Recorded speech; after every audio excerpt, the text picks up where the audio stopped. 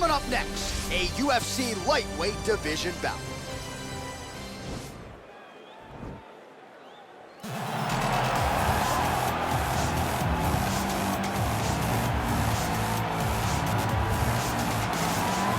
Well, this guy has truly made the takedown a thing of beauty in mixed martial arts. With respect to yourself and George St. Pierre and the truly great takedown artists, this guy's closing the gap and entering that company in the eyes of many. Oh, absolutely, because he's done such a great job of timing takedowns.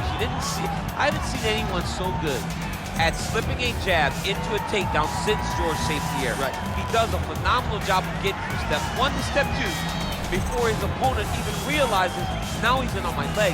And if they do get their hips back, immediately he's up into a foot sweep, or a headlock, or an inside trip. It's just so many different ways for him to get you to the floor that he will throw every single one at you every single time. And a lot of fighters talk about that wrestling maintenance and how hard it is, right, over the course of a career to continue to drill those things. He talks a lot about that, and that's why he's continued to realize success here in the UFC. Well, with respect to Justin Gaethje and anyone else you want to throw in the mix, this is about as watchable a fighter as we have on the UFC roster, the former interim lightweight champion, El Cucuy, Tony Ferguson. Tony Ferguson is just nasty, from the elbows that he lands on the feet to on the back, the submission ability that he possesses. One of the most diverse strikers in the UFC, and with a college wrestling background, every time you step foot in the octagon with Ferguson, you know that you have your hands full. And there's some fighters who just don't like training, right? Frank Mir would always say, I don't like to train. Tony Ferguson loves to train. He'll go 5 or 6 hours hard. That's crazy. And from a work ethic standpoint, few guys are going to be able to match that.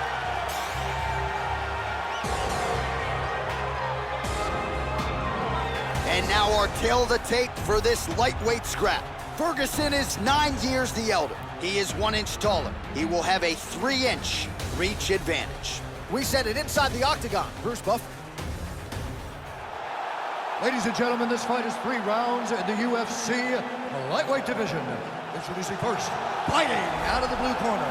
This man is a jiu-jitsu fighter holding a professional record of 20 wins, 3 losses. He stands 5 feet 10 inches tall, weighing in at 155 pounds. Fighting out of Liverpool, England, Paddy Pimblett!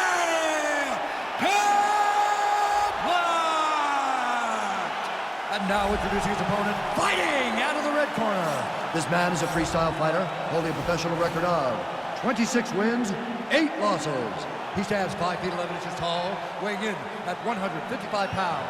Fighting out of Orange County, California, Tony El Cucuy Ferguson. And when the action begins, our referee in charge of the octagon is Dan Mergliotta. Dan Mergliotta, your referee. You ready? Are you ready? All right, folks, round 1 is underway. Good to have you with us tonight. This could be a very technical fight, and if you are someone who likes the jiu-jitsu game, this is not a fight you want to miss. We've got a different audience tonight. Yeah. Because when this one was announced, the whole entire jiu-jitsu world took notice. They said, wow, we get to watch these 2 fighters compete in the UFC. It's something we've wanted for years, just has to happen in the octagon. It did not happen in a jiu-jitsu competition, but they're more than happy to tune in and watch this great fight.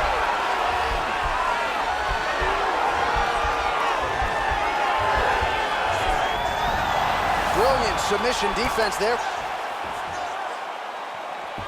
Oh, trying to turn out the lights with that roundhouse kick, but just misses. Liver kick.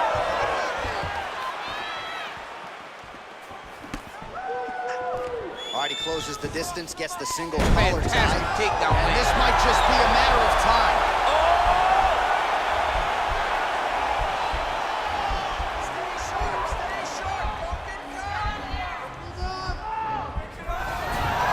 Somehow stays in the fight. All right, he's very comfortable fighting off his back, DC. Now looks like he's trying to hip escape. Yeah, he's trying to hip escape or maybe look for a Kimura here. Man, how fun is this to watch as he continues to dole out damage with the ground and pound?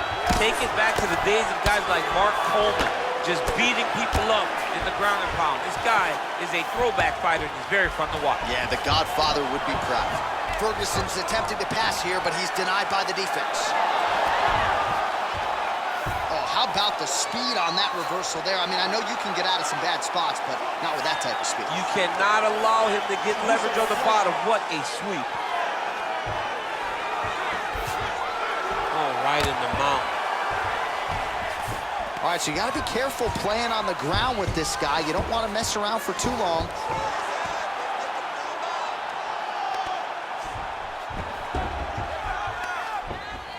Lands a strike now from the bottom. Nice work there by Ferguson. He can truly do it all. Throws the right hand there. All right, trying to pass here. As Glover Teixeira might say, not today. Not today. Great job of following with the hips, keeping those legs locked and keeping them in full guard. All right, working inside the closed guard now. This is no safe place against this opponent. Keeping busy here off of his back. Nice offense from the bottom. All right, it's a good ground and pound by him here, certainly staying busy, and not just busy, but effective. You can just throw punches to keep the referee off of you. This guy is throwing punches to be effective, to throw damaging strikes. He's doing a fantastic job. Strong bottom work here, staying busy. Well, anytime you are in a ground fighting situation with this fighter, you're potentially playing with fire. Horn sounds for the end of round one.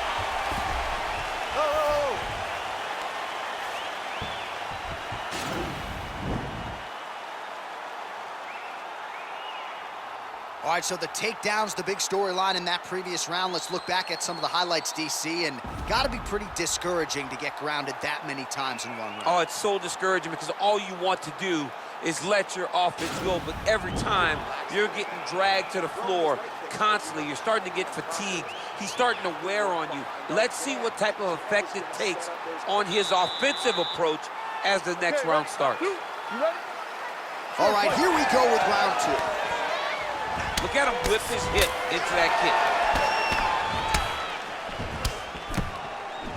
Oh, nice offering there by Tony Ferguson. We'll see if he can follow it up here, champ.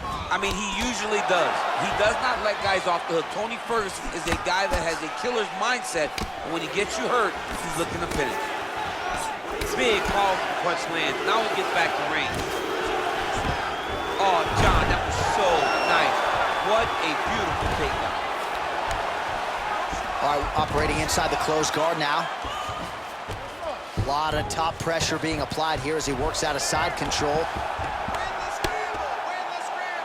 All right, so inside the open guard of his opponent. You got to be careful playing around for too long here on the ground with this guy. Ferguson's trying to lock up on a submission now. Oh, that looks tight.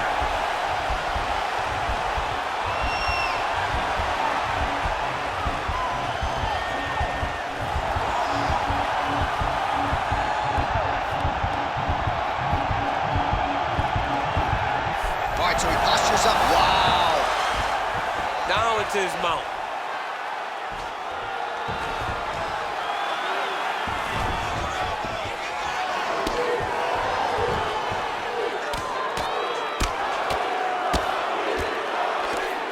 Outstanding ground and pound here. Somewhat of a lost art in MMA, at least in terms of making sure that every strike counts. Not an issue for him. He's making every single one of them count.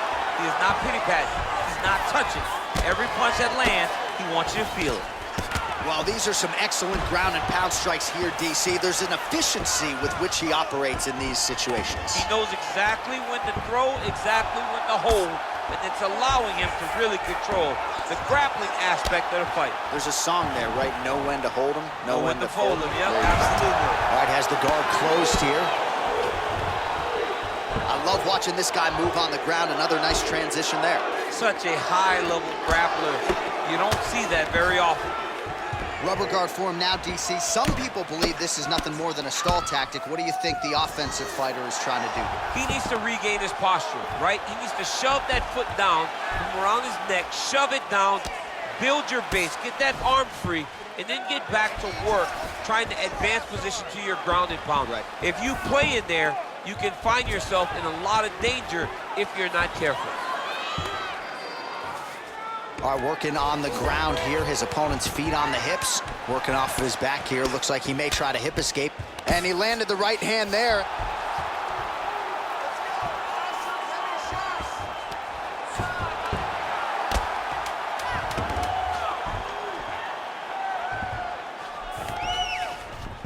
All right, that's the end of round number 2. Nice work. Last 5 minutes coming up. This is what champions are made. I want you to dig deep and really put the pressure on this guy. We trained our tails off. All right, let's take a look back at some of the replays from that last round. Unbelievable to see these high-level competitors get in each other's face, tuck their chin, bite down on the mouth guard, and just let it all hang out over the course of 5 minutes.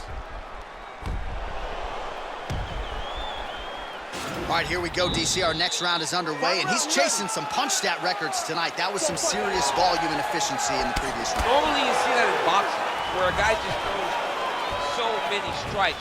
But this man has taken it to the octagon, looking to break all the punch records before the night is over. Oh, lands another beautiful strike to the body, really starting to connect at will when it comes to working the body. Massive takedown and tip land. Now trying to hip escape. He's just trying to move out of this position off the bottom. The Kimura is not the arm, it's the shoulder pressure that usually makes you tap. But now DC trying to isolate an arm. Yep, he's using the Kimura. Bottom fighter trying to control, and he's out.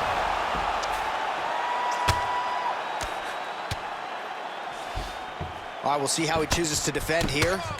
Oh, nice connection by him there with the right hand. The right hand is the dominant hand, and you can see how well he throws it. 3 minutes to go in round 3. All right, so he's got the body locked down here, DC, or so it appears. This is not a guy you want anywhere near your back. Good movement by him here, transitioning very well on the ground tonight. Step for step, he's staying with his opponent in every transition. All right, well, both fighters pretty comfortable on the ground, DC, but you got to be very careful hanging out here for too long if you're his opponent.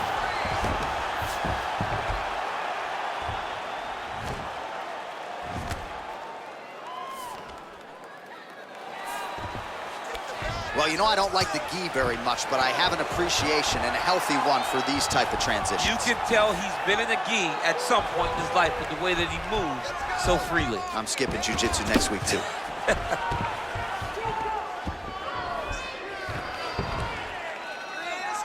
Oh, really nice work to keep busy off of his back as he lands some more offense here from bottom. Close guard. Oh, nice job here staying busy off of his back. Nice offense from the bottom. Oh, tagged him with that right hand. What a strike that was. What a strike that he is landing over. Looks like he's trying for a submission now.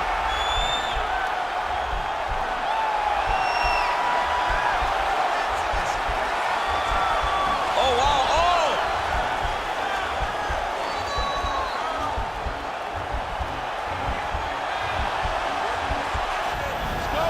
Oh, man, that was slick. Both fighters get up now. Big punch lands over the top. How's he gonna follow this one? Look at how he turns his hip into that leg kick. All right, so a close fight goes the distance here tonight, DC. I know you're not a judge, but any lean to one fighter or the other? I mean, when I watched the fight, I believe that he did enough. But when these fights are this close, it's razor thin. You don't know what the judges are seeing. I think he did enough. I think it was the striking advantage that he showed that should get him the victory, but we shall see. Ladies and gentlemen, after 3 rounds, we go to the judges' scorecards for a decision. For the winner by split decision, Paddy Pimblett!